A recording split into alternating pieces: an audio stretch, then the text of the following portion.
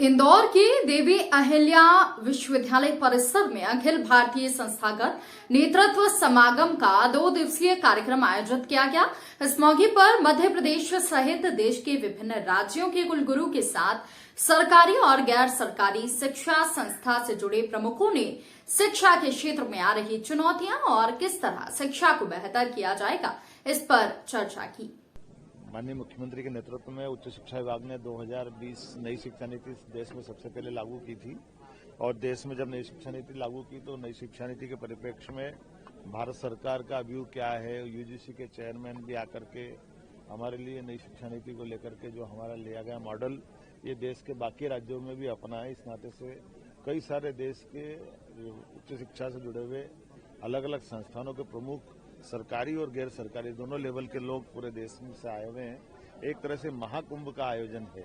उस नाते से मुझे इस बात की प्रसन्नता है कि जब पूरे देश के अच्छे शैक्षणिक संस्थानों के यहाँ कुलगुरु आए हुए हैं, अलग अलग संचालक गण आए हुए हैं, ऐसे में ये 2 दिन तक लगातार उच्च शिक्षा में नई शिक्षा नीति को लेकर के और किस प्रकार से इसमें आगे बढ़ना चाहिए, शिक्षा संस्थानों का स्वरूप क्या हो, किस प्रकार की कठिनाइयाँ आ रही है, हमको आगे और क्या क्या किस दिशा में लक्ष्य हासिल करना है।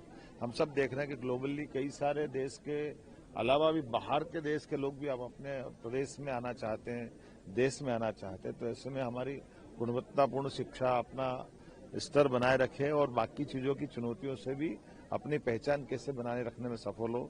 प्राचीन ज्ञान परंपरा जिसके बलबूते पर दुनिया में भारत की एक पहचान है, उसको बनाए रखने में भी हमारी गुणवत्तापूर्ण शिक्षा के साथ साथ हम अपनी मूल दृष्टि को ओझल नहीं कर दें।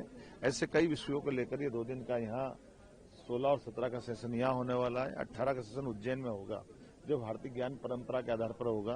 कल समापन के अवसर पर माननीय महामहिम झारखंड रमेश बैस जी आने वाले हैं। आज डॉक्टर सुभाष सरकार जी ने, भारत सरकार के राज्य मंत्री ने इसका शुभारंभ किया है। परसों हमारे राज्यपाल माननीय मंगू भाई पटेल साहब आएंगे जो उज्जैन में सेशन का शुभारंभ करेंगे।